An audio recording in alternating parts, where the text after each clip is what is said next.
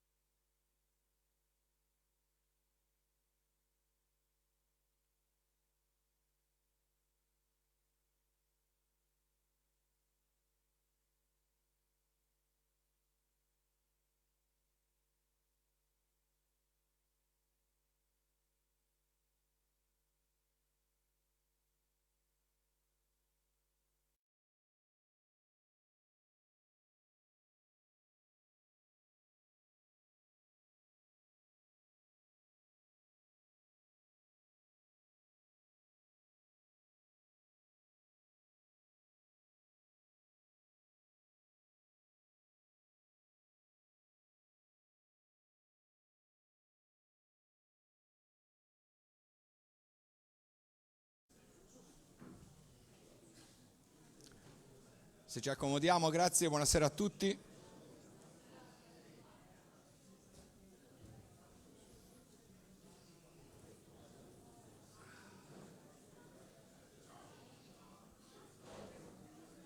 Cercate di prendere il posto dove potete, cerca di farvi un po' di gente fuori.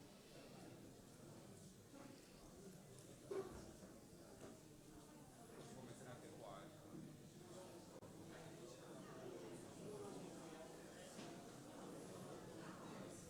Forza, accomodatevi, c'è spazio davanti.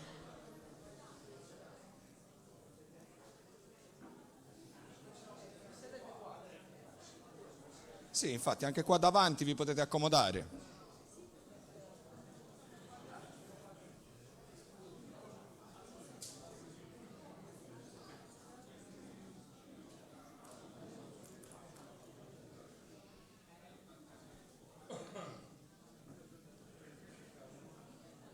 Bene, mi sa che... io inizierei. Bene, buonasera a tutti. Ringrazio chiaramente Renato Soru e Mauro Bittu per aver dato questa opportunità alla comunità madrenina di parlare delle problematiche, ma anche delle opportunità che ha questa regione Sardegna, che ha la Gallura, che ha la Maddalena. In questi anni della politica regionale, dove anche i più tenaci avevano rinunciato all'espressione politica più banale, cioè quella di lamentarsi semplicemente in un bar, finalmente si parla di politica, si parla di idee e si parla di un progetto. Si propone agli elettori un programma seguito da un progetto attuabile. Si dà l'opportunità, per una volta, almeno negli ultimi anni, di esprimere un voto condiviso e un voto convinto soprattutto. Nell'ultimo periodo, infatti, abbiamo assistito, mi tolgo gli occhiali perché anche io sto invecchiando e da vicino non vedo più, abbiamo assistito ad alleanze a destra e a manca, scambi di voto, di poltrone, e abbiamo espresso il nostro voto quasi passivamente, come se fosse solo un obbligo e non un diritto. La gran parte di noi si è limitata a votare amici, spesso amici degli amici, senza mai mettersi realmente in gioco. La cosa migliore che ci siamo sentiti fare in quest'ultimo periodo è stata quella di non andare a votare. È stato il gesto, diciamo, anche che in qualche modo ci ha permesso di esprimere la nostra massima ribellione al sistema. Abbiamo appreso come un talk show la vittoria di uno schieramento o l'altro senza capire chi realmente avesse vinto. Abbiamo assistito a una sorta di festival dove un giorno i tenori di Bitti cantavano in sardo con Mammoth e l'indomani in milanese con i ricchi e poveri. Nella politica italiana a tutti i livelli siamo stati spettatori di una sorta di campionato di calcio dove tutti giocavano con tutti o con nessuno. Ed è stato difficile, almeno per me, capire quando finisse una legislatura e ne iniziasse un'altra. Leggiamo i giornali, seguiamo i social, spesso per farci un'idea di quello che sta succedendo, qual è la direzione che abbiamo intrapreso per migliorare le politiche sociali, la scuola, la sanità, ma dopo un po' gettiamo la spugna. Siamo diventati incapaci di capire e la cosa più grave è che ce ne siamo fatti anche una ragione. E questo è a mio avviso il dato più triste che emerge dai sondaggi elettorali. Ma è quando tutto sembra perso che è possibile cambiare le cose. Ho sentito molte interviste dove i candidati dicevano che se non ci fosse stato Renato Soru non sarebbero mai esposti. Questo è vero, ma solo in parte, perché la forza che ha espresso Renato Soru, la sua determinazione iniziale, è riuscita a trasportarla in questo progetto, facendo sì che oggi tutti i sardi siamo candidati con Renato Soru, siamo candidati non per Renato Soru, ma con Renato Soru, per portare avanti il progetto Sardegna. E sono candidate tutte quelle persone che hanno sposato l'idea che si possono cambiare le cose attraverso una rivoluzione gentile. Sono candidati tutti i ragazzi e le ragazze che credono che le idee valgano condivise e discusse per migliorare la loro attuabilità. Sono candidate tutte le persone che vogliono lasciare alla loro comunità qualcosa di concreto e sostenibile, soprattutto da un punto di vista ambientale. Sono parte di questo progetto tutti quelli che ancora hanno la convinzione che la nostra isola si possa fare una nautica di eccellenza, che alimenti una nuova economia circolare nella nostra comunità e che sanno di avere una responsabilità in questo. Un giorno un grande uomo disse a tutti gli statunitensi: non chiedete cosa può fare il vostro paese per voi, chiedete cosa potete fare voi per il vostro paese. E credo che anche per noi sia giunto questo momento e lo possiamo fare solo con la politica e con il nostro voto. Alle chiusure delle urne aspetteremo l'esito e quando scopriremo che abbiamo vinto, perché vinceremo, e dovremo iniziare a lavorare,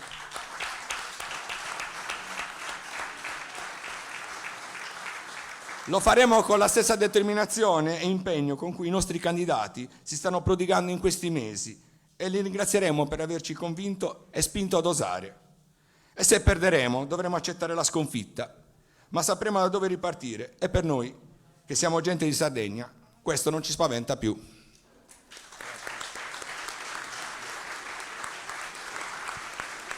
Scusate l'emozione, ma credo molto in questo progetto, ci ho sempre creduto da quando tanti anni fa ci trovavamo qua alla Maddalena a discutere di queste problematiche. Non voglio togliere tempo anche perché abbiamo degli interventi programmati e siamo un po' in ritardo e poi soprattutto tutti volete sentire chiaramente i candidati e non a me.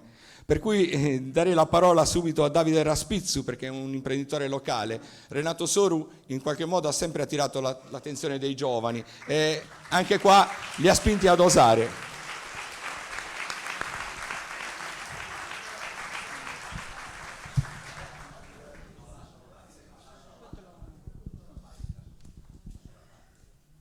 Allora, buonasera a tutti e a tutte. Ci tenevo prima di tutto a ringraziare chi mi ha dato l'opportunità di intervenire e di parlare durante questo incontro. Mi presento, mi chiamo Davide, ho 22 anni, sono nato e vivo attualmente alla Maddalena dove lavoro e insieme al mio socio sono titolare di una ditta che svolge attività di noleggio e locazione all'interno dell'arcipelago. Io ho iniziato questa avventura nel 2021 insieme al mio socio e penso che intraprendere un progetto il cui risultato sia strettamente legato a quello che il nostro territorio offre sia dimostrazione di grande consapevolezza della fortuna che abbiamo. Allo stesso tempo però penso e credo che ci siano dei limiti. Uno di questi limiti sono le infrastrutture. Quando parlo di infrastrutture non mi riferisco solamente a infrastrutture, a strutture ricettive, a strutture alberghiere, ma parlo anche di posti barca. Il traffico che subiamo durante il periodo estivo penso che sia tale da fare invidia a qualsiasi altra meta turistica e utilizzo il termine subiamo proprio perché le grandi navi da diporto che attraversano il nostro arcipelago durante il periodo estivo passano le intere giornate nei nostri mari per poi tornare a dormire nei porti vicini e lontani da dove sono partite, senza lasciare alcun introito alla nostra comunità, al nostro territorio.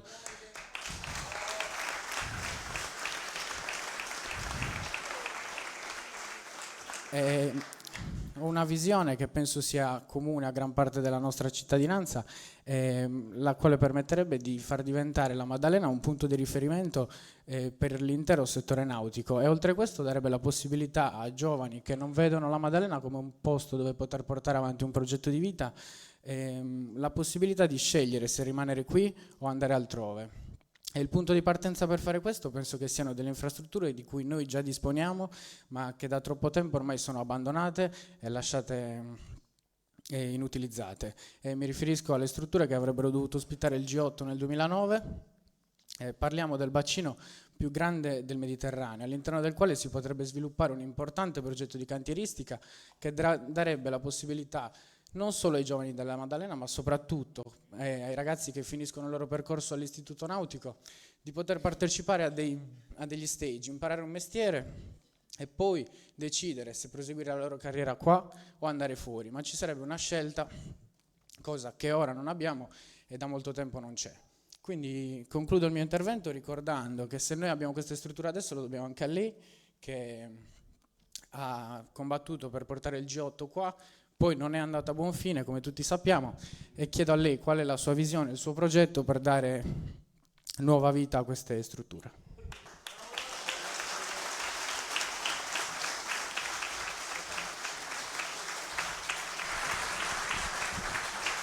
Complimenti Davide. Le idee chiare dai giovani sono sempre cose buone, insomma. Adesso sentiamo il secondo intervento da parte di Lorenzo Corda di Più Europa Azione dell'UPC. Prego Lorenzo, un applauso, grazie.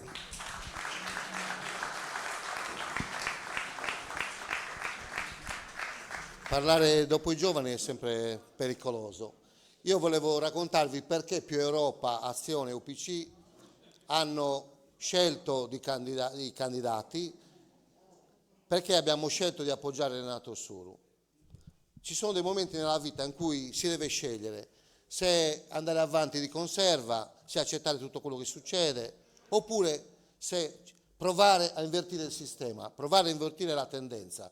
E per poterlo fare è necessario metterci la faccia, come diceva prima il nostro amico che ha introdotto i lavori. Bisogna avere faccia, cuore, coraggio, gambe, e io aggiungo un elemento ulteriore, l'indignazione.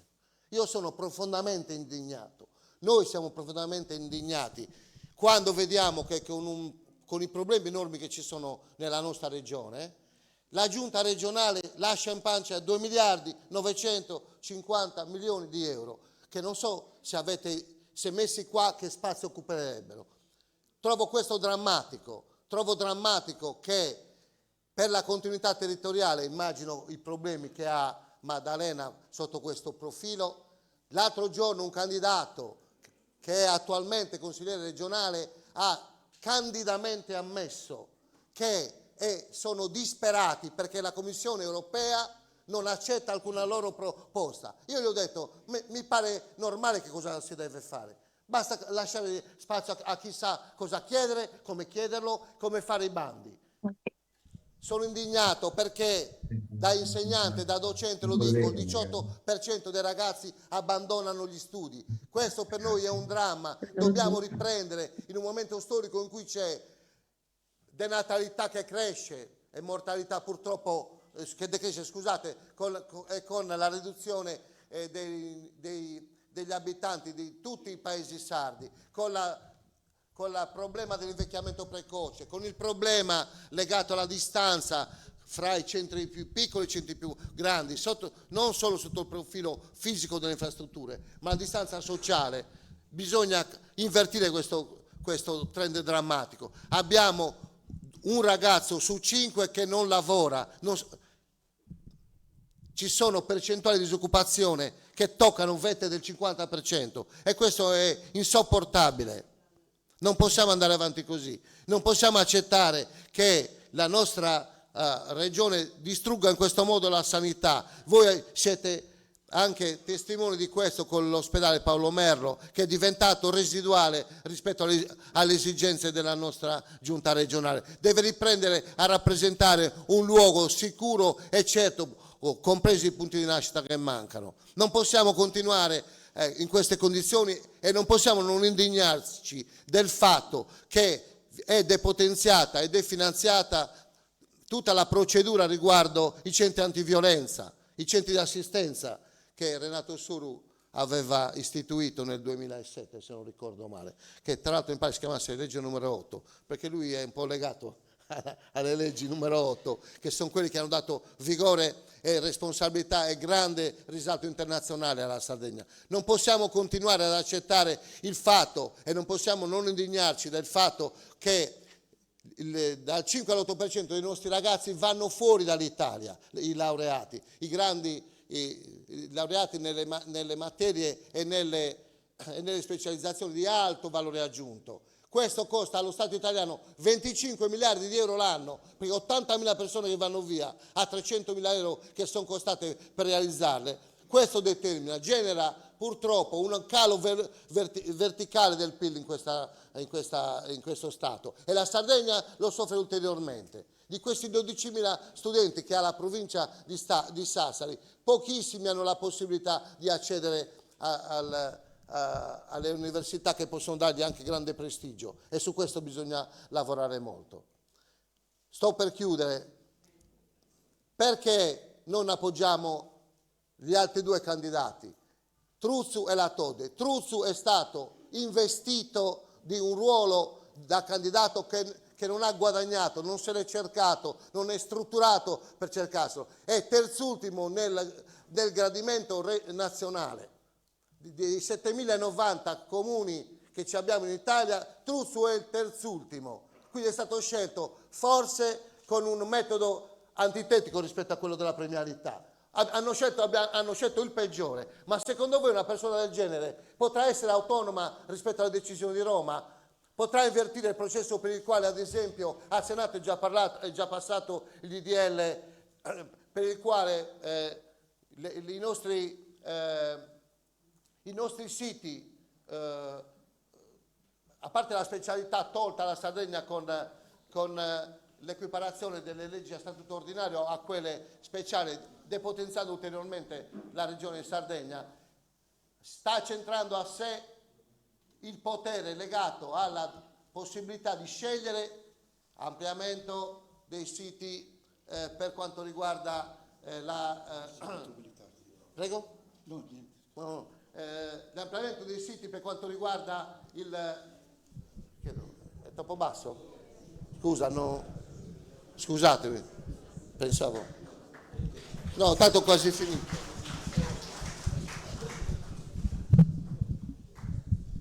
Roma sta scegliendo se aumentare o ridurre a proprio piacimento i poligoni militari, i centri di deposito di scorie nucleari e quant'altro. Secondo voi potrà Truzzo andare a Roma a battere i pugni sul tavolo? Io non ci credo. Ringrazierà ogni giorno per il fatto che è stato investito di questo ruolo. La Tode ancora meno, perché la Tode è stata scelta a Roma con logiche che nulla hanno a che vedere con gli interessi dei sardi, e lo dimostra il fatto che in questi giorni la Schlein è venuta in Sardegna, allo stesso modo c'è Conte. Non ho mai visto una presentazione pubblica di un qualunque evento. Vi ringrazio, andate a votare e votate per Renato Soru.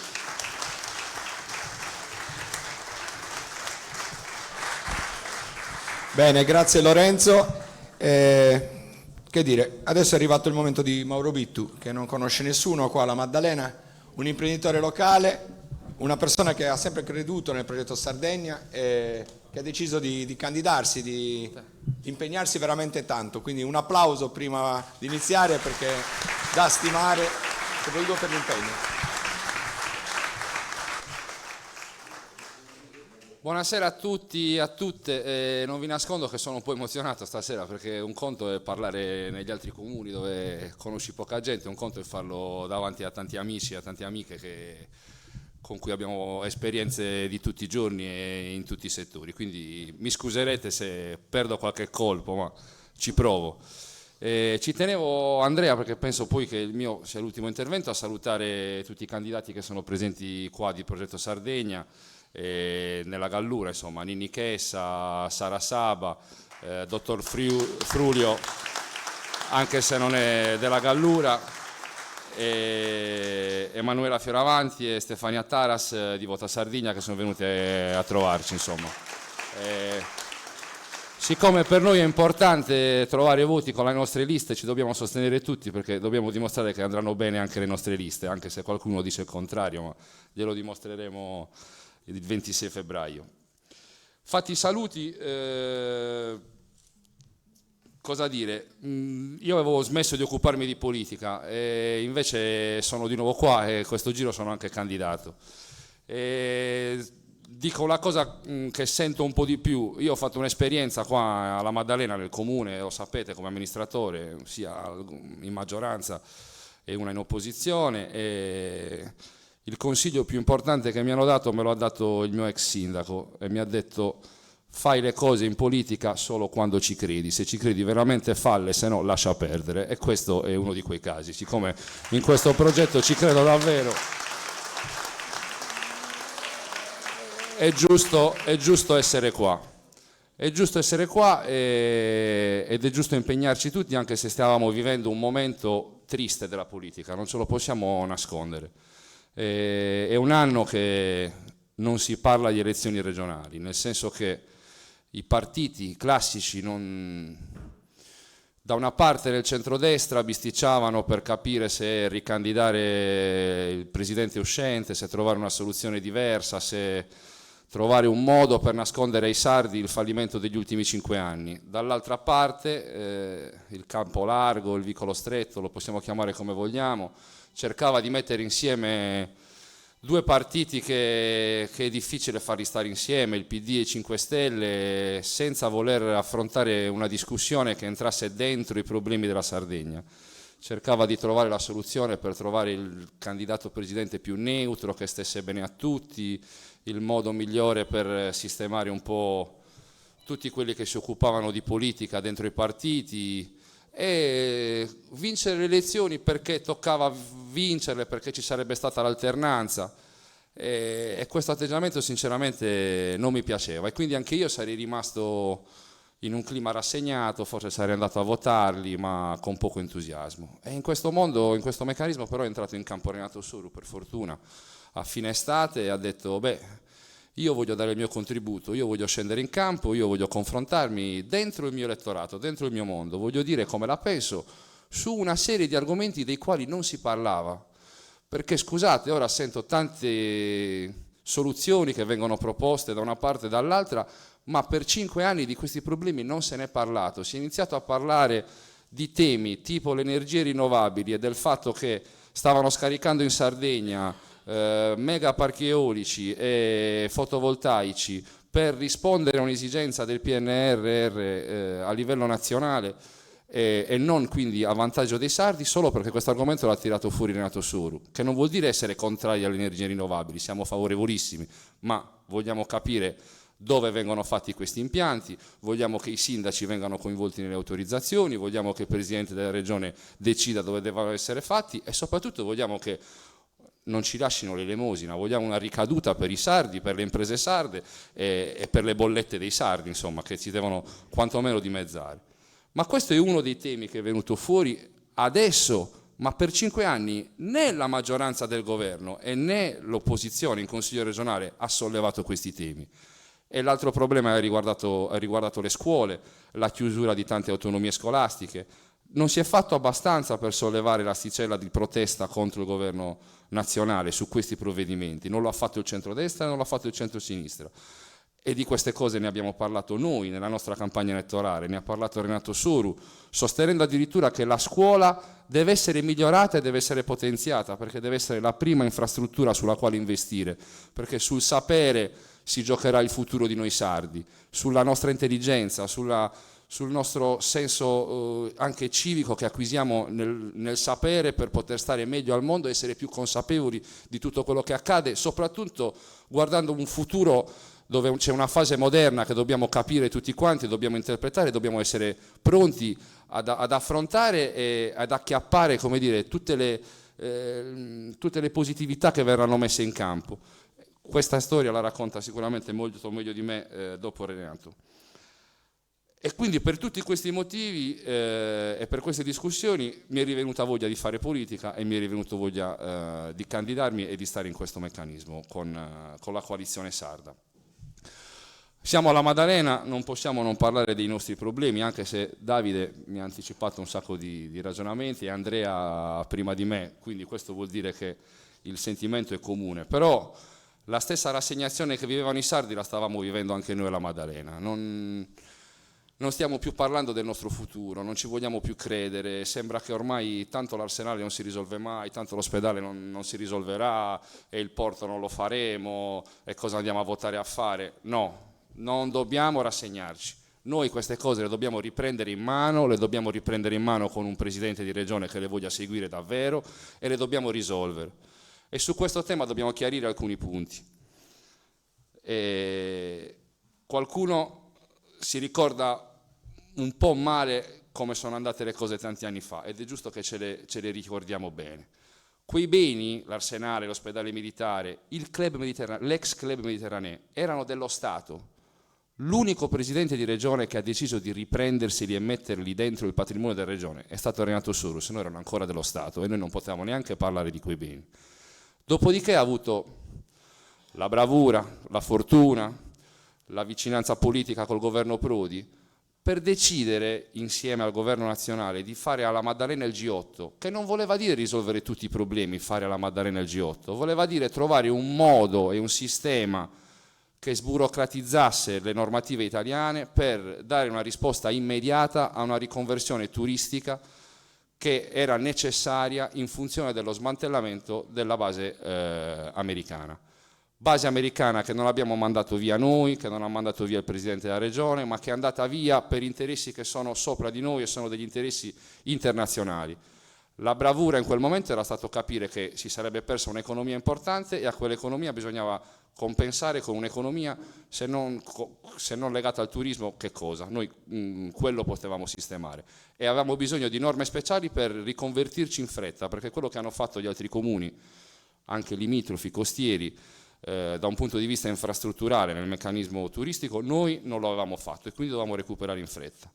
Purtroppo però tutto si fermò con la fine dell'esperienza istituzionale del Presidente Soru, perché poi sono passati 15 anni e tolto l'impegno, per fortuna di Pigliaro, che era riuscito a riottenere almeno quei beni in capo alla Regione Sardegna, risolvendo un contenzioso con la Mita Resort, gli altri due, Cappellacci e Sorinas, non li abbiamo mai visti, non hanno mai dato un contributo.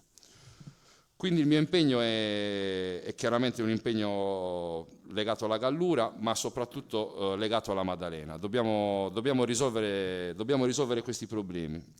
Nonostante questo, comunque, la Maddalena non è che non ha avuto un successo dal punto di vista turistico. Noi tutti gli anni, grazie a Dio, funzioniamo da un punto di vista turistico, da un punto di vista di turismo balneare. E purtroppo continuiamo a subire il turismo e non a governarlo.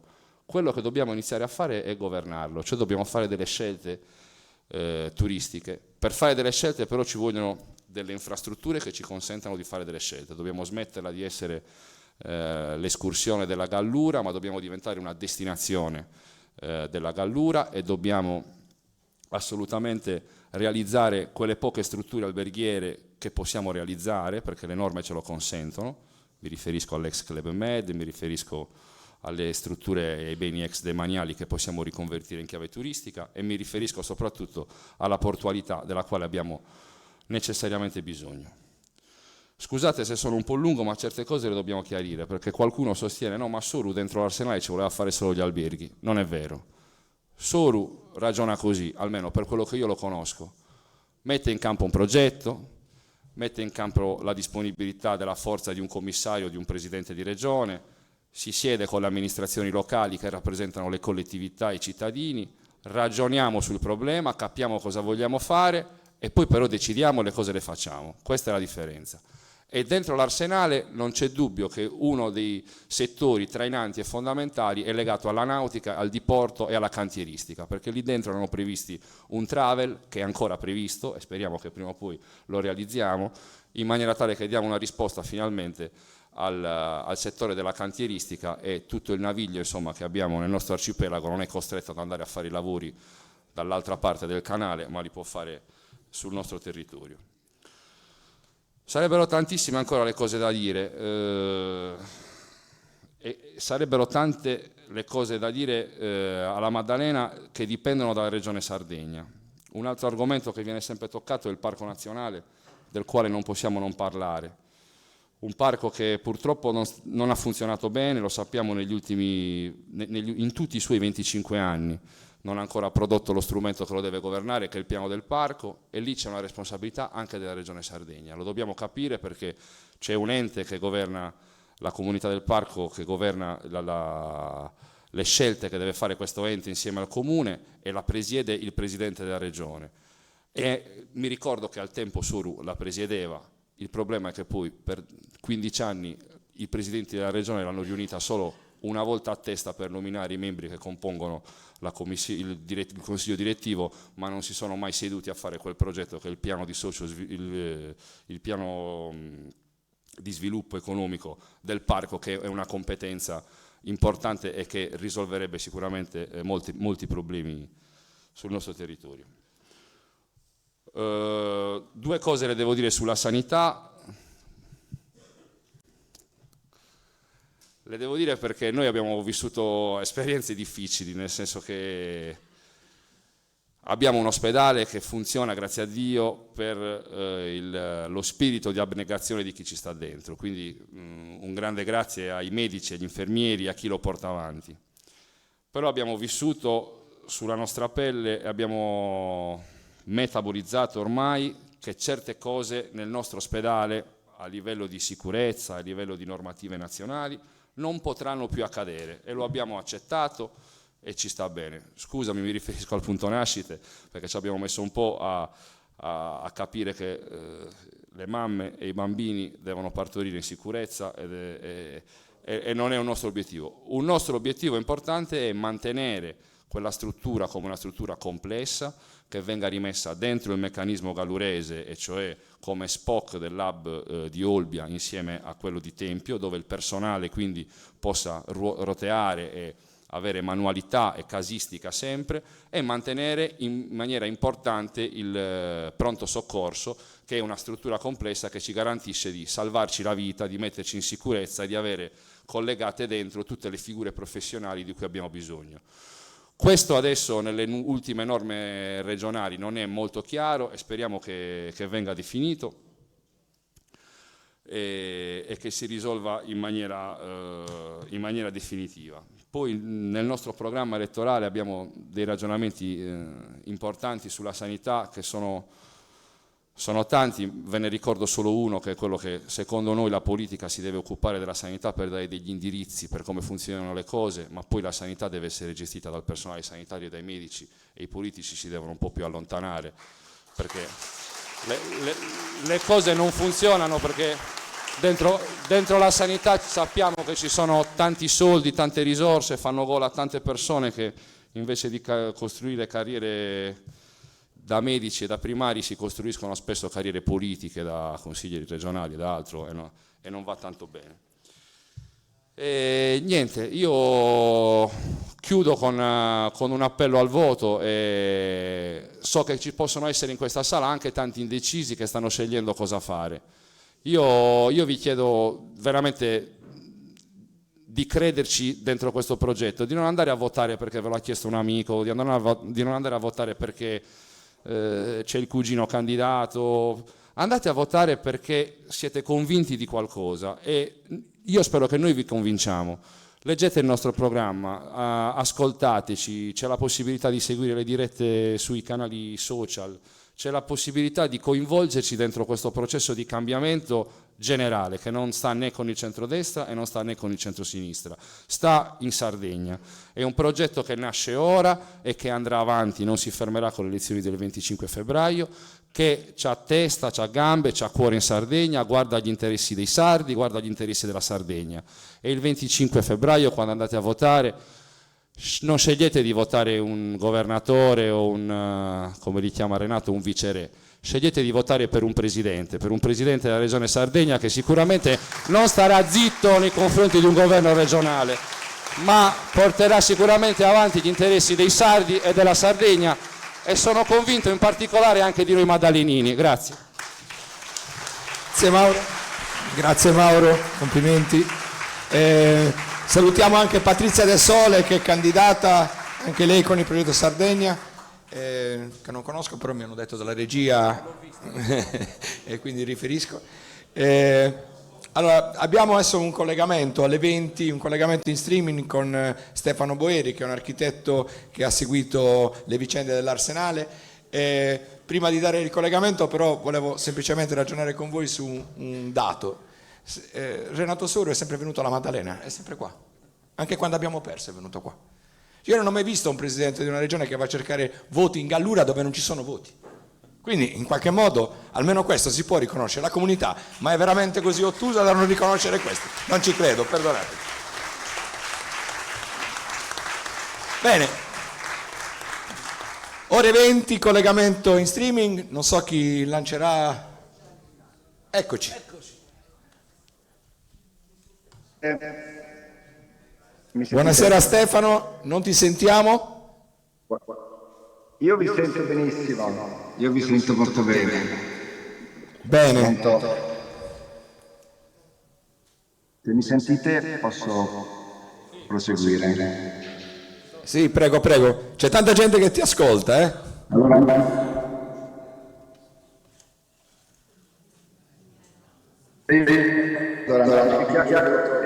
sono in studio e ci tenevo a trasmettere un saluto forte a Renato Soro e anche a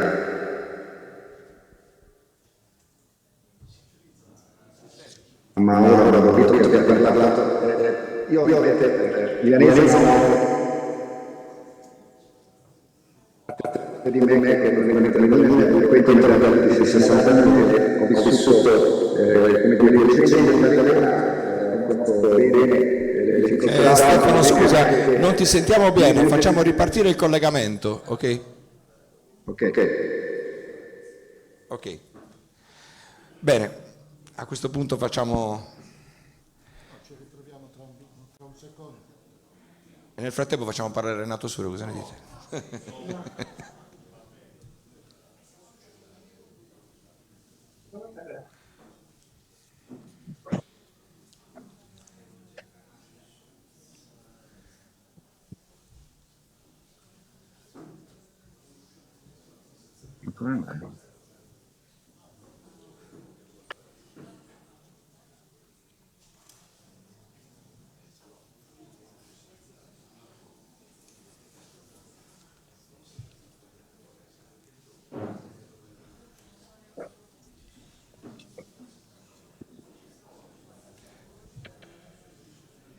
Prova Stefano?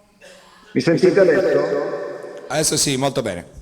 Ah, fantastico. Allora scusatemi, tenevo a fare un saluto. Come sapete, vi parlo da Milano, vi parlo anche con una storia personale che è molto legata a Maddalena, che ci da più di 60 anni che mi ha visto poi partecipe non solo come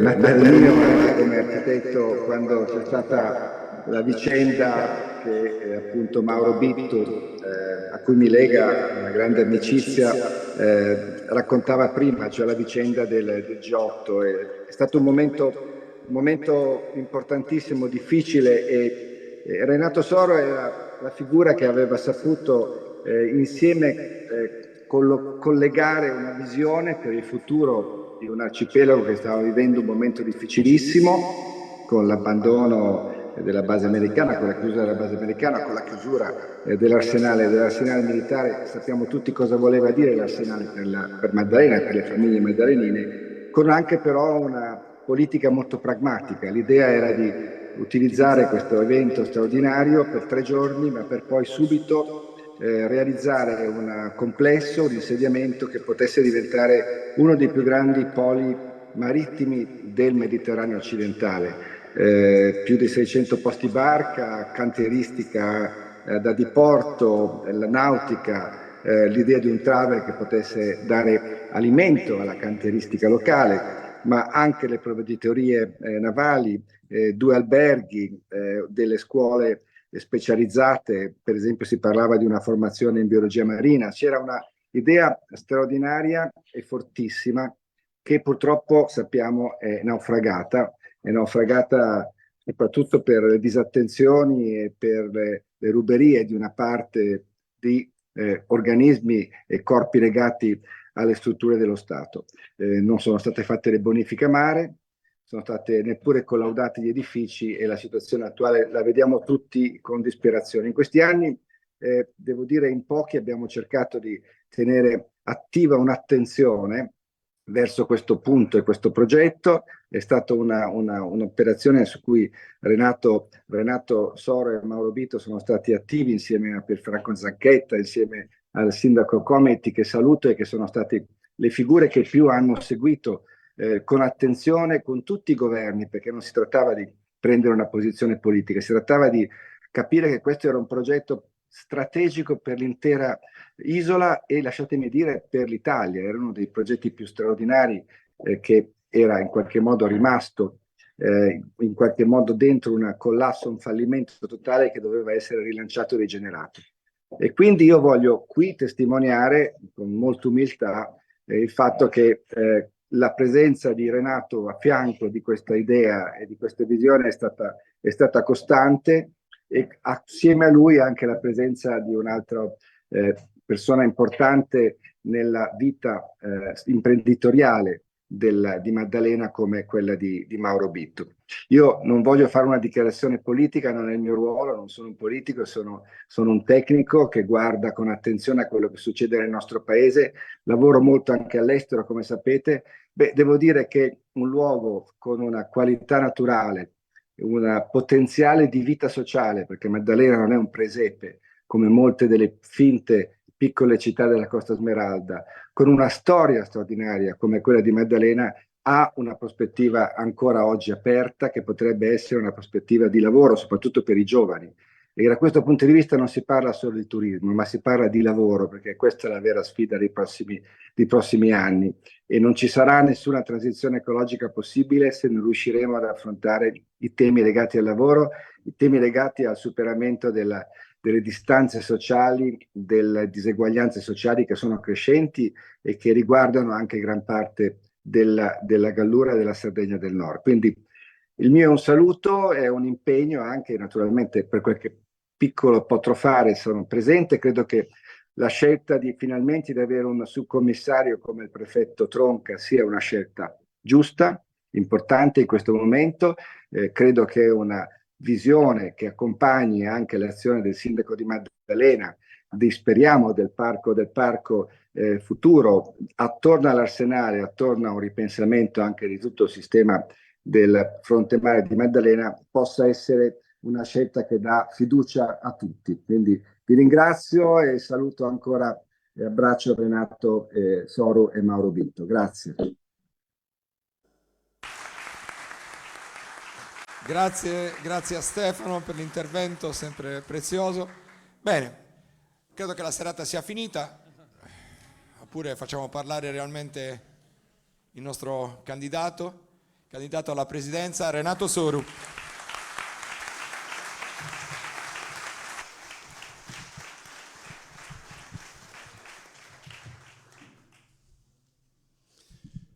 Vabbè, intanto un grazie di cuore a Mauro Bittu per aver organizzato questa bellissima riunione e per averla organizzata anche ad un orario così tardo, quindi permettendomi di partecipare all'interno di giornate che stanno diventando sempre più affollate, visto che sta terminando la campagna elettorale. Grazie ad Andrea e grazie a tutti i candidati che hanno deciso di condividere tutti assieme questa bellissima campagna elettorale, questa proposta che stiamo cercando di portare in giro per tutta la Sardegna. E poi grazie di cuore davvero a tutti voi e tutte voi che siete qui, soprattutto gli indecisi o quelli che magari hanno qualche pensiero negativo, contrario. Comunque sono qui per ascoltare, per provare a confrontare con un pensiero aperto, insomma, aperto al confronto. Vorrei trovare le parole giuste per stasera, qui alla Maddalena, per cercare di spiegarmi perché sono qui oggi, perché siamo qui, perché ce la stiamo mettendo tutta per immaginare, per far partire un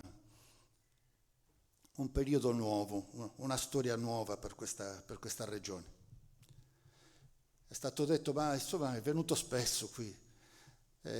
Sono venuto spesso da presidente della regione, sono venuto spesso anche da fuori dalla politica, senza ruoli istituzionali. Sono venuto anche qualche mese fa in questa stessa sala, dove ancora non si sapeva che cosa sarebbe successo sulle primarie sì, primarie no, che tipo di candidatura, come scegliere il candidato, insomma, era ancora tutto aperto.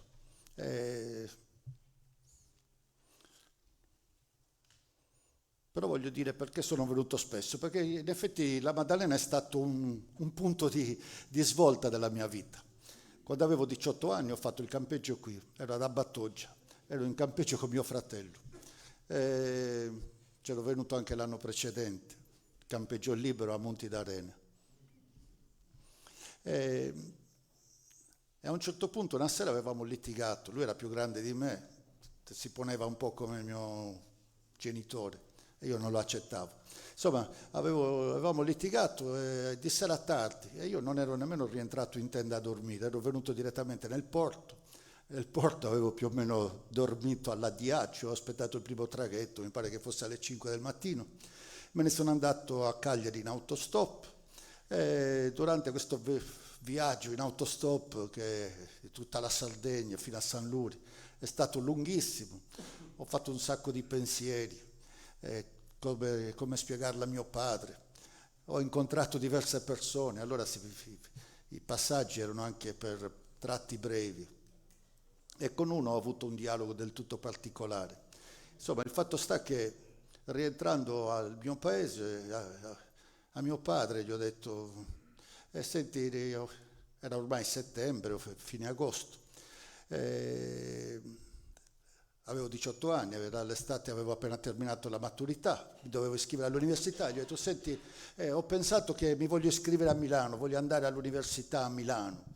Forse l'avevo detto anche per stupirlo un po', per non farmi sgridare. E quindi così per caso, una serata storta qui alla Maddalena, e il desiderio di affrancarmi da mio fratello e di scappare e di cambiare tutto, ho deciso di andarmene a studiare fuori con tutto quello che ne è conseguito, nel bene, nel male, non lo so, però sicuramente è stato un punto di svolta della mia vita, così per caso, e forse è per questo che ho questo legame, questo ricordo e questo affetto per quest'isola. Detto tutto questo, alla fine quest'isola mi sembra paradigmatica rispetto al resto della Sardegna. Non è per un esempio così semplice, un'isola, non è questo. È che se ci pensate, quest'isola è davvero molto di più, può essere molto di più di come è oggi, no? È banale dirlo, una meraviglia nel Mediterraneo, il Mediterraneo è una meraviglia, ma è una meraviglia davvero, no? E chi la frequenta, chi affolla l'arcipelago d'estate lo sa, lo viene a cercare infatti.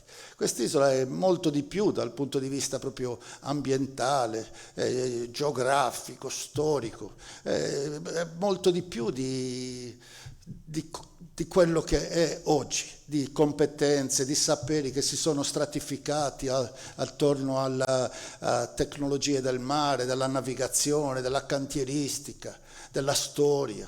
Cioè, è assolutamente di più di come è oggi e di come è ancora trattata oggi. Ha una storia in qualche modo di dominio, come la Sardegna, no? Di dominio, di presidio militare, di utilizzo delle persone solamente per essere funzionali alla difesa, alla guerra. E questo dominio è arrivato quasi fino ad oggi, seppure in forma diversa. È la storia bella o brutta che abbiamo avuto qui e che abbiamo avuto in Sardegna, ma appartiene alla nostra storia.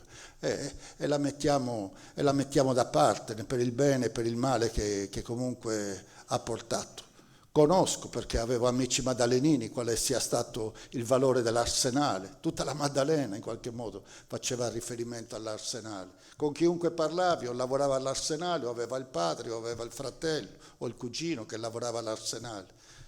Tutta la città, l'isola era attorno a questa economia legata alla presenza militare. L'isola viveva di questo e sembrava vivesse per questo. Ma poi il mondo è anche cambiato, le esigenze della difesa sono cambiate, il valore dell'ambiente è cambiato, vi siete accorti di che cosa succedeva a poche miglia da qui? Un'economia del turismo che esplodeva, che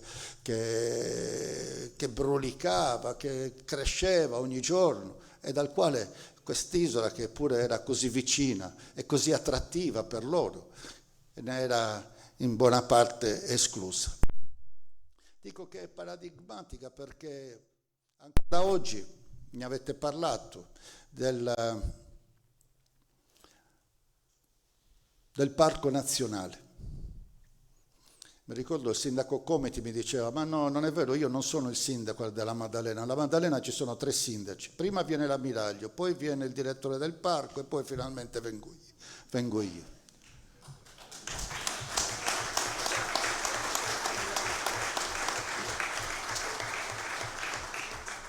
Che racconta molto bene, no? che cosa accadeva e forse ancora accade. Ma se il Ministero dell'Ambiente, se lo Stato davvero se lo fosse preso a cuore questo parco naturale e avesse in tutti questi anni non mandato commissario, non mandato presidenti amici, promosso la tutela ambientale, promosso davvero un tipo di sviluppo sostenibile, se l'avesse davvero presa a cuore, magari non avremmo niente da dire. Ma lo diceva prima Mauro, da quando io ho lasciato sono passati 15 anni e non è stato ancora approvato né il piano del parco, che è una specie di piano urbanistico del parco, né il piano di sviluppo socio-economico del parco, che è il documento che la cosiddetta comunità del parco, dove stanno assieme Presidente della Regione, amministrazione comunale, il rappresentante del Ministero, cioè tutte le parti in causa definiscono un progetto chiaro di sviluppo sostenibile per quest'isola. Sono passati quasi 20 anni e ancora non è successo. E allora bisogna anche prendere atto, insomma, che questo sguardo dello Stato, oltre che aver imposto un timbro, è stato piuttosto distratto, del tutto assente. E se guardiamo anche la qualità della tutela ambientale e dello sviluppo socio-economico che sta proponendo fino ad oggi, effettivamente cosa c'è da dire davanti allo spettacolo del manto della Madonna lì, o del golfo della Madonna lì in mezzo all'arcipelago in piena estate? Cosa c'è da dire? Cosa ha a che fare con un parco naturale? E che cosa ha a che fare tutto quel traffico delle navi o delle barche dei turisti, quelle barche passeggeri, diciamo, per gli escursionisti che arrivano da chissà dove, fin da Baia Sardinia? Che cosa ha a che fare col parco naturale e con lo sviluppo della vostra economia? Vi passa davanti, non solo i grandi mega yacht, anche loro vi passano davanti, non sempre nella maniera ottimale. Si sa che cosa consumano, ma non si sa che cosa lasciano. Quindi è paradigmatico la presenza dello Stato assente, distratto, che qualche volta che impone, ma alla fine non partecipa, non ha a cuore le cose di cui invece dovrebbe avere a cuore. Della presenza militare, questa presenza militare è stata importante, ma è ancora così importante. Certamente io sono contento che anche se molte critiche abbiamo ricevuto quando sono andati via gli americani, noi dicevamo una cosa ma davvero quest'isola può vivere solamente di un'economia di guerra, può vivere solamente al servizio delle navi da guerra o dei grandi sommergibili da guerra, giramondo, può vivere solo di questo, un posto così bello, e tante persone piene comunque di intelligenza, di talenti, di cose che sanno fare o che potrebbero invece saper fare meglio. Ed è stato, quando sono andati via, è stato anche subito dopo un incidente importante, no? In cui tutti ci siamo spaventati. Ci è spaventato i cittadini, nonostante le cose siano rimaste in sordina, e ce l'hanno detto prima i francesi, degli italiani, che cosa era accaduto nell'arcipelago. Con tutto quello che ne derivò, la sostituzione immediata dell'ammiraglio che stava a Napoli, che era il comandante di tutta la flotta nel Mediterraneo, insomma. E oggi ancora dopo che tutto quello che abbiamo fatto per limitare la presenza militare, per avere una presenza militare più compatibile con la vita civile, che la Maddalena è disposta a accogliere, ma limitando sempre più sia la presenza fisica, l'utilizzo di luoghi che possono essere utilizzati meglio, come potevano essere l'Arsenale e tutto il resto, ma anche un'attività ancora pericolosa. Perché non ci hanno restituito il deposito delle munizioni che sta sotto Santo Stefano? Perché non ce l'hanno restituito? E perché oggi Crossetto viene in Sardegna a dire che il deposito nazionale delle scorie nucleari deve essere fatto in un luogo sicuro e può essere fatto in una base militare? Le basi militari sono in Sardegna soprattutto, ce ne sono tantissime, e ci sono ancora troppe basi militari, e c'è anche un deposito militare qui alla Maddalena, e quindi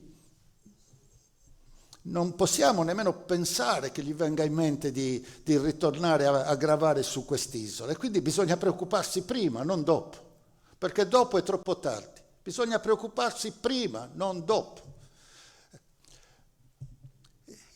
È paradigmatico quindi di una presenza militare, di una presenza massiccia, di una presenza che, come ha detto Crossetto, in Sardegna le basi militari non devono essere ridotte, anzi. E poi subito dopo, anzi, nelle basi militari facciamo questo e quello. Quindi è un pezzo della minaccia che grava sulla Sardegna, sulla Maddalena. E ancora, c'è questa idea di uno stato distratto, proprio lontano, assente. Basta fare un giro all'Arsenale e uno dice, ecco, si può rendere conto di che cosa può essere uno stato distratto. Un valore enorme, un'opportunità enorme di lavoro sotto tutti i punti di vista, un'opportunità enorme di un suolo comunque più pulito, più sano, un'opportunità enorme di farla crescere questa isola, al di là anche del turismo, bloccata lì per 15 anni.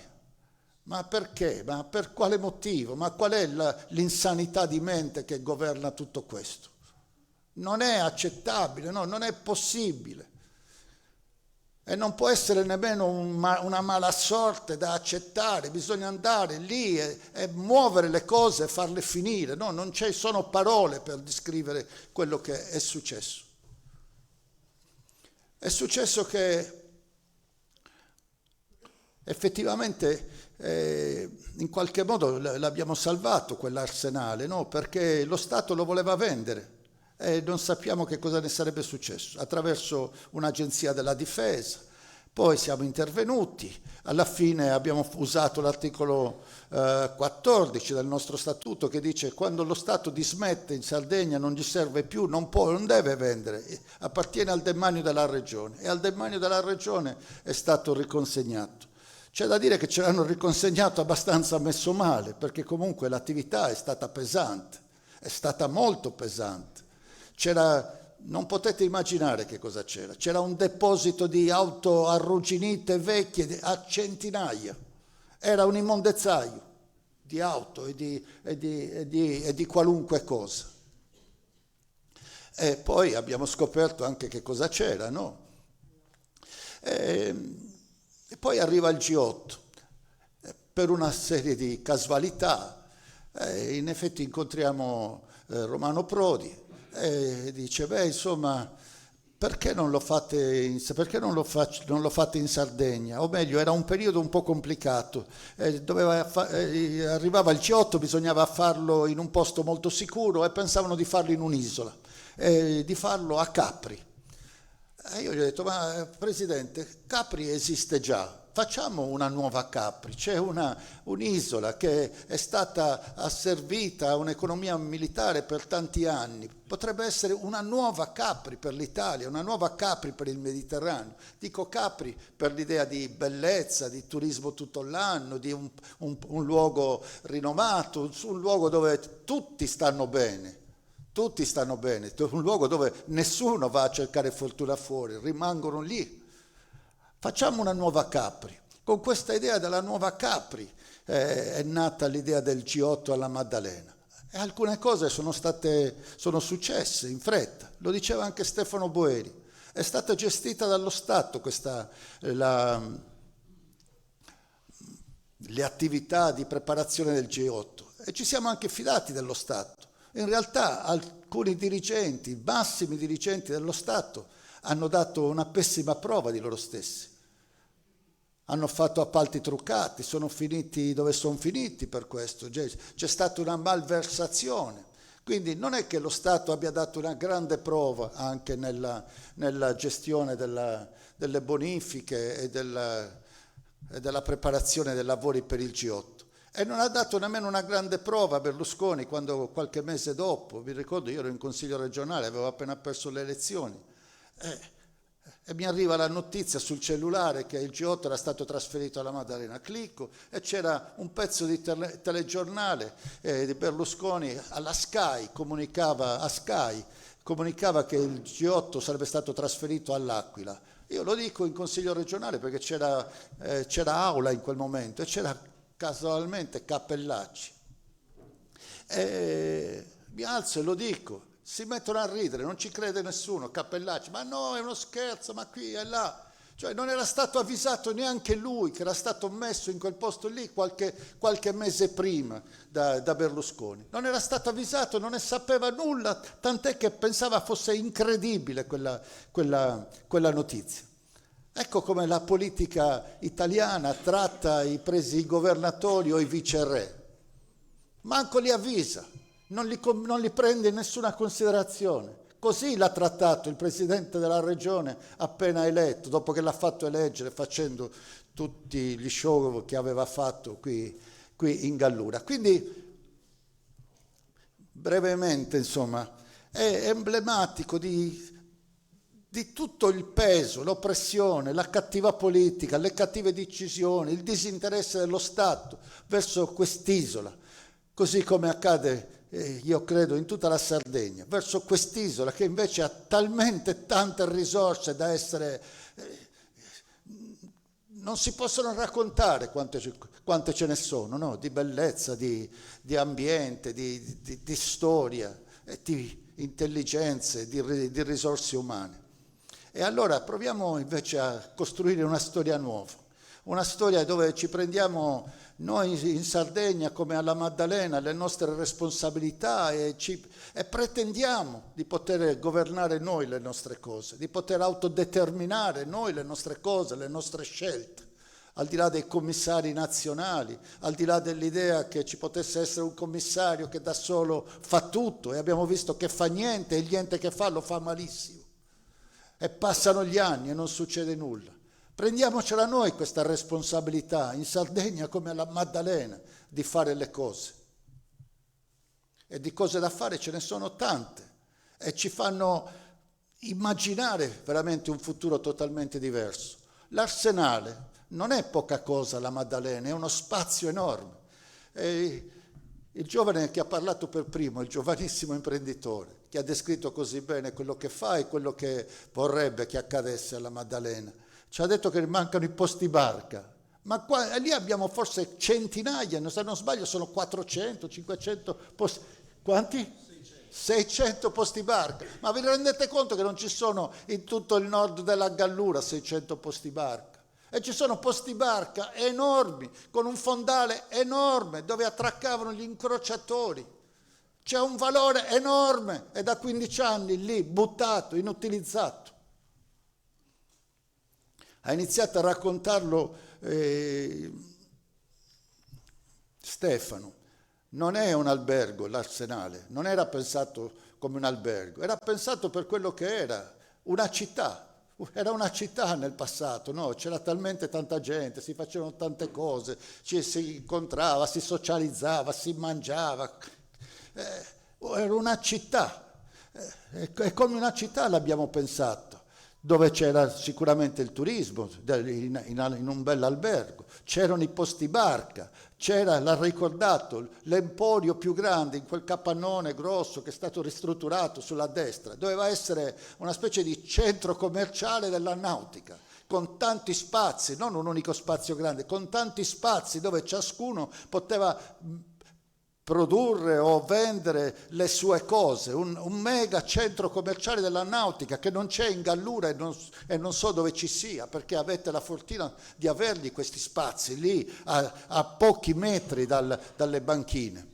Era stato pensato, c'è il capannone in fondo, quello più verso Caprera, era un capannone nuovo, grande, alto, che è perfetto per le attività della nautica, e lì doveva essere fatto il travel lift, insomma attrezzarlo, c'è una banchina profondissima, dietro ci sono ancora piazzali, c'è lo spazio per fare un'attività della nautica. È chiuso il cantiere, l'arsenale militare, e non c'è più la possibilità di fare nautica qui alla Maddalena, è tutto quel sapere che avete coltivato per secoli sparito. Non si può più mettere mani su una barca, su una barca piccola, grande, siccome non sono più militari ma sono da diporto o sono civili. È ovvio che c'è un grande lavoro attorno a questo, ma la cosa più importante di cui parlavamo è quella, mi pare che fosse una caserma, nella parte che dà verso la strada dei Due Mari, si chiama quella strada che va verso Caprera, di Monetta.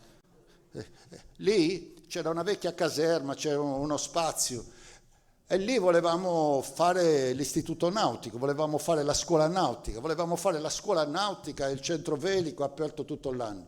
E siccome il tempo è passato anche, e sono passati 20 anni,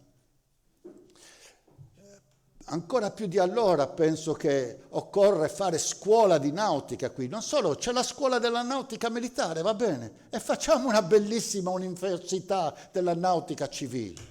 Facciamo una grande scuola.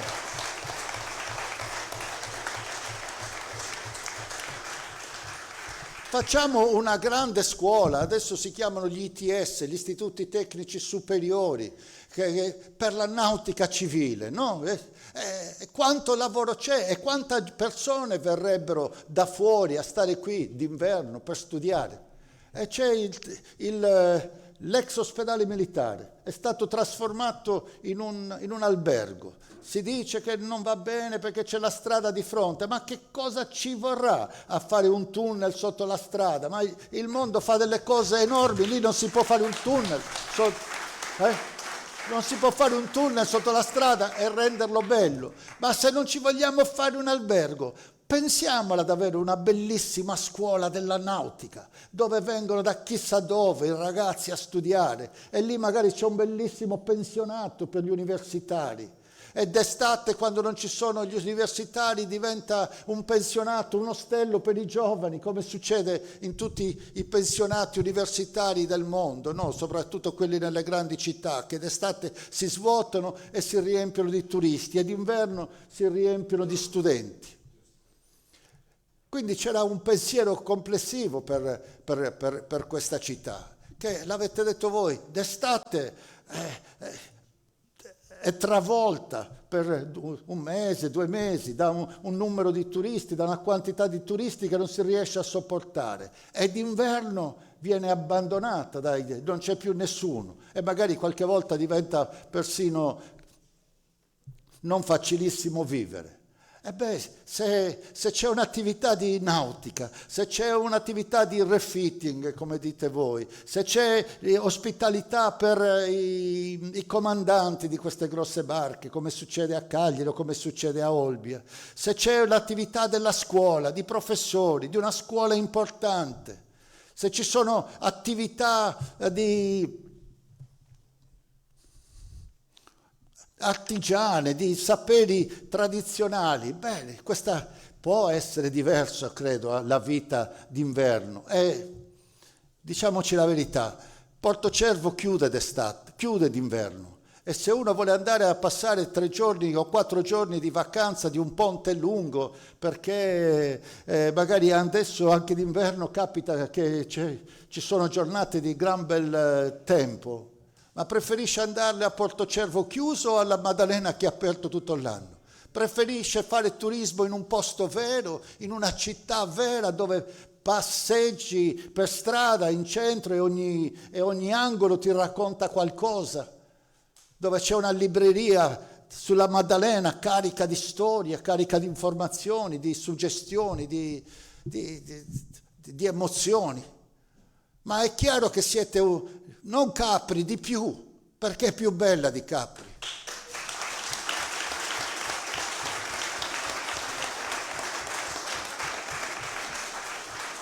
E ripensarla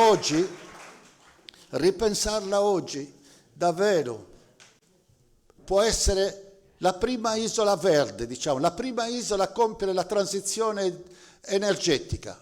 Mettiamoli questi pannelli fotovoltaici. Mettiamoli nella comunità energetica della Maddalena, dove nessuno paghi più la bolletta elettrica, o paghi pochissimo o quasi niente, e ci sia un grande risparmio per tutte le attività economiche, che i ristoranti, i bar, gli artigiani, perché questa energia possa servire alla Maddalena e non agli speculatori. E ci sia la possibilità di immagazzinarla questa energia, e sperimentiamo per prima che in altri posti, la possibilità di trasformare l'energia in idrogeno e quindi averla anche nelle ore notturne o nelle giornate in cui c'è meno sole o meno vento. L'Europa parla di transizione ambientale, compiamola qui alla Maddalena, la transizione ambientale, la massima attenzione al verde, alla pineta, alle foreste, ai boschi che ci sono qui dentro, che puliscono l'aria. Proviamola a fare il bilancio energetico, il bilancio del CO2 della Maddalena. Sono certo che con tutto quello che c'è a Santo Stefano e quello che c'è di non impermeabilizzato qui alla Maddalena, e anche con le attività delle alghe, del mare, qui il bilancio è molto più l'ossigeno che si produce è molto più l'anidride carbonica che si cattura e si trasforma in ossigeno rispetto all'anidride carbonica che poi viene immessa nell'aria dalle poche attività che ci sono d'inverno.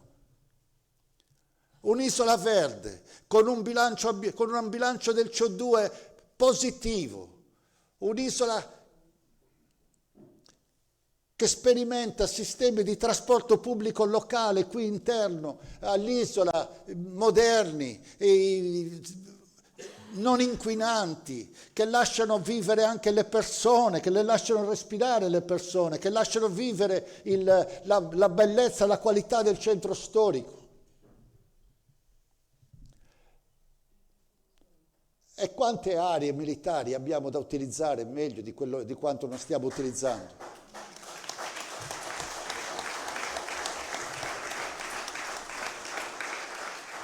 Quante aree militari abbiamo da utilizzare meglio di come stiamo utilizzando?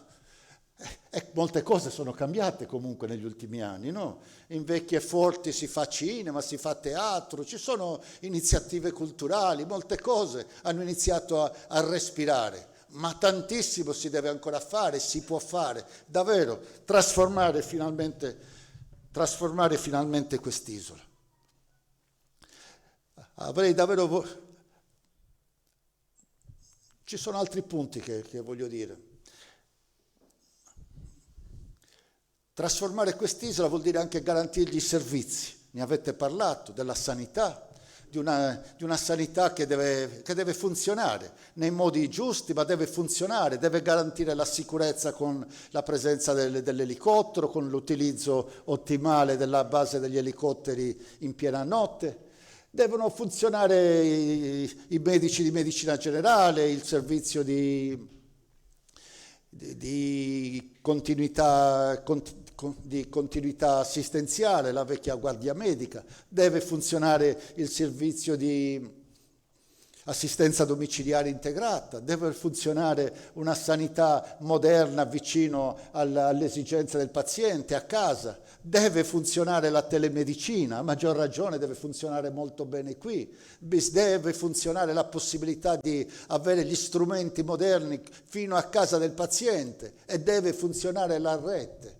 Perché non funziona ancora la rete? In altri luoghi, quello che abbiamo fatto prima con Stefano Boeri, funziona perfettamente. Perché funziona ancora così? Perché nonostante siamo nel 2024, la Regione non ha ancora portato la fibra in ogni casa. E nonostante il nuovo cavo è stato portato dai tempi del C8, e quindi questa è un'isola iperconnessa, ma è arrivato lì ed è ancora lì. Ancora non è stato distribuito in ogni casa, ancora non è stato distribuito. E secondo voi serve la rete? Certo che serve, ma una rete a 1 giga, per cui non siamo più periferia e tantomeno siamo un'isola.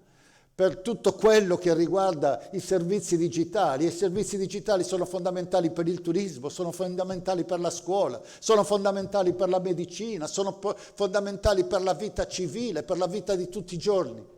E c'è una cosa nuova, un turismo nuovo che sta partendo, che è già partito qui in Sardegna, e che riguarda le persone che vanno a lavorare a Milano, a Londra, poi si accorgono che dopo un po' le aziende gli dicono: ma sai che c'è, puoi lavorare da casa. Questa è la grande eredità della pandemia e del Covid. Si può lavorare da casa. Le aziende non è che lo facciano sempre perché sono delle benefattrici, lo fanno anche perché piuttosto che affittare grandi palazzi, riscaldarli, rinfrescarli, illuminarli, pagare la mensa, pulirli, eccetera, dico: sai che c'è? Sarebbe bello, lavori da casa, sei più contento tu, è più facile la tua giornata e si riesce ormai con gli strumenti digitali a lavorare tranquillamente da casa. Ma questo non vale solo per gli informatici, vale per tutti quelli che offrono servizi, vale per avvocati, tra un po' varrà persino per i notai, vale per ingegneri, vale per professionisti di ogni genere. Vanno in Sardegna, a Cagliari c'è un'azienda dove si fanno le pratiche di mutuo per non so quante banche italiane, si fanno le pratiche di assicurazione per non so quante società di assicurazione italiane, stanno delocalizzando tutto e sempre di più attraverso lo smart working. Quindi che cosa succede? Che ci sono tanti giovani sardi che stanno tornando ad abitare in Sardegna pur avendo il contratto di lavoro a Milano o addirittura all'estero. Io ne ho incontrato uno sotto casa mia che mi ha salutato questa settimana e mi ha detto, gli ho chiesto: come mai sei qui? E ho cambiato lavoro, aveva lavorato con me quasi 20 anni, mi ha salutato per questo, ho cambiato lavoro, volevo salutarla, ora lavoro con Microsoft. Ho detto: e come mai sei qui? Perché lavoro da casa. Lavori da casa per Microsoft? Sì, io ho i miei clienti in giro per l'Europa, li seguo da casa e devo andare in azienda 20 giorni all'anno.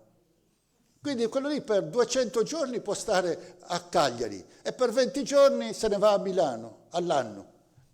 E allora questo qui vale, io lo sto raccontando così un po' di corsa, ma ve ne posso raccontare decine ormai di questi in Sardegna. Succede che ci sono flussi di giovani ormai europei che possono anche loro lavorare o da casa loro o altrove. E stanno andando a lavorare dove? Dove il sole c'è anche d'inverno e non vogliono stare nei paesi dove c'è buio per 6 mesi all'anno e quindi se ne vanno a lavorare. Ma sapete quanta gente verrà qui a lavorare con la fibra e a starsene? Uno magari lavora per 1 mese, 2 mesi, 3 mesi. Verranno qui ad abitare qui, ad affittare le case d'inverno, a passare del tempo con i loro compagni o compagne o con i loro amici. Bisogna prepararsi per questo, quindi ci vogliono i servizi che attirino le persone. E ci vogliono servizi quindi anche medici perché le persone si sentono sicuri, ci vogliono i servizi dell'asilo, della scuola, ci vogliono i servizi necessari per far vivere la città e i trasporti naturalmente, i trasporti interni nell'isola, i trasporti dall'isola fino alla terraferma e a Olbia e naturalmente che i trasporti da Olbia funzionino in maniera che si possa viaggiare. Insomma c'è tutto questo in ballo. E ho finito gli ultimi 2 secondi. C'è tutto questo in ballo. L'abbiamo raccontato per la Maddalena. E abbiamo detto che i maddalenini se lo devono prendere per mano questa storia e devono davvero convincersi che c'è un futuro diverso rispetto a quello che abbiamo conosciuto, che ci va bene, siamo affezionati a quello che abbiamo conosciuto, ma adesso vogliamo conoscere una storia nuova e c'è davvero una possibilità totalmente nuova per la Maddalena, meravigliosa, governata da voi, con un sindaco solo.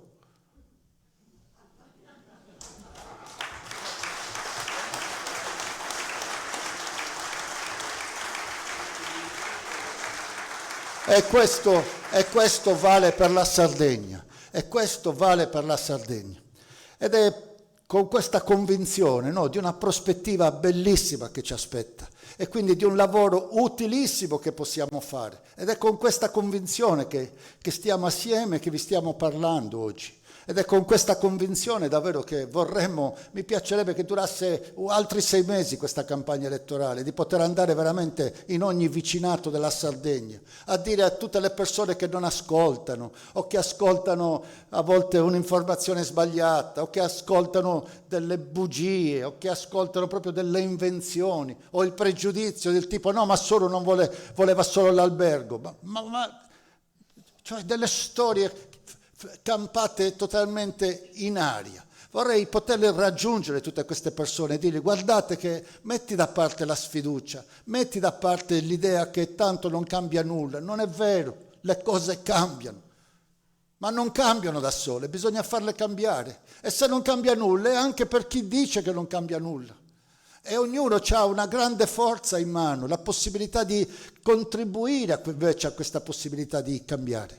Vorrei raggiungere tutti quanti, avere la possibilità di parlare quasi ad uno, a dire ma senti, a te sembra che non interessi nulla, ma in realtà magari interessa a tuo figlio, oppure interessa a te fra 20 anni se avrai bisogno di un aiuto, di assistenza sanitaria, avrai bisogno anche tu dell'assistenza domiciliare, avrai bisogno anche tu che le cose funzionino meglio attorno a te. Non è vero che non ti riguarda.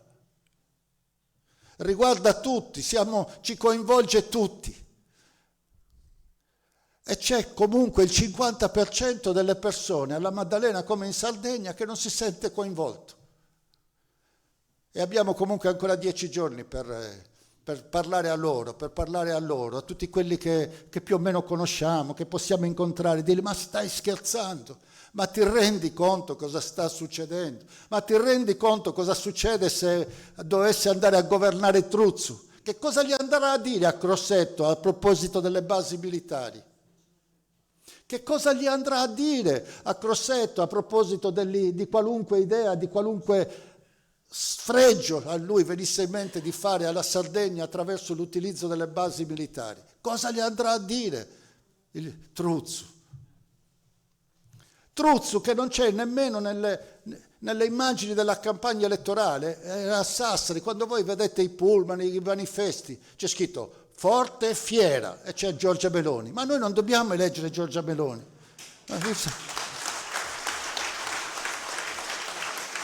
Ma lei occupa gli spazi perché sarà lei presidente della regione. Qui ci metterà un viceré, come abbiamo detto, ma sarà lei il vero presidente della regione. E sarà lei a decidere che cosa fare della Sardegna e che cosa fare dell'isola della Maddalena. Ma non credo che sia quello che vogliamo, non è quello di cui abbiamo bisogno. Per quanto riguarda l'altra parte, l'altra candidata, oggi Conte era in Sardegna perché non sanno più come tirarla su, ma non si tira su, perché non conosce la Sardegna. Perché non conosce la Sardegna? Non conosce la Sardegna, i sardi non conoscono lei e quando la sentono parlare non ci credono. E più passa il tempo e più sta perdendo voti, e più passa il tempo e più è in caduta libera. Conte oggi per provare a tirarla su, poi è venuta Schlein, torneranno tutti per tirarla su. E Conte oggi ha detto, ma non capisco solo, avrà la responsabilità di aver fatto perdere perché ha voluto imporre se stesso. No, io ero qui a dire qualche mese fa che non volevo imporre nessuno, dicevo di fare le primarie e l'ho detto fino alla fine dicembre. E ancora agli inizi di gennaio dicevo, sapete che c'è? Io mi metto al servizio degli altri, non accetto una imposizione dei 5 Stelle, troviamo un'altra persona, uomo, donna, brava, in cui tutti ci possiamo riconoscere, ma la scegliamo noi, non ce lo facciamo scegliere da Conte o da Codò. Ma non hanno accettato neanche questo. Conte non ha accettato le primarie perché sapeva che avrebbe perso e non ha accettato nemmeno una scelta diversa perché la bulimia di potere che ha e che hanno è enorme. Ma noi non ce ne facciamo nulla di questi e non gli diamo nemmeno la soddisfazione di dargli ragione, perché noi vinceremo, perché loro stanno perdendo voti ogni giorno e noi siamo l'unica alternativa alla destra. Noi siamo l'unica alternativa alla destra e i sardi non voteranno per Truzzu, perché Truzzu, come è stato detto, è il terzultimo sindaco d'Italia e non è una scelta buona sostituire l'ultimo presidente d'Italia col terzultimo sindaco d'Italia, non è una scelta buona. E allora davvero io vi prego, anzi ci rafforziamo tutti a vicenda, veramente, ci uniamo tutti in questo unico sforzo dei prossimi giorni, di voler portare fuori la Sardegna, di voler portare fuori la Maddalena da questo ritardo, di voler finalmente tirar fuori ogni possibilità, ogni risorsa, ogni bellezza, ogni capacità dell'isola della Maddalena e dell'isola di Sardegna e di costruire una storia nuova, tutti noi insieme, noi davvero. Non noi, gli altri, noi.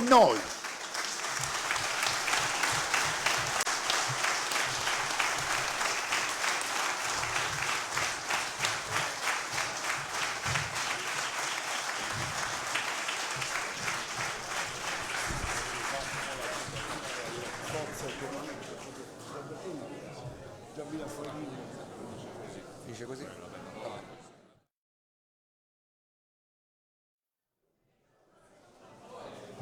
E buona serata.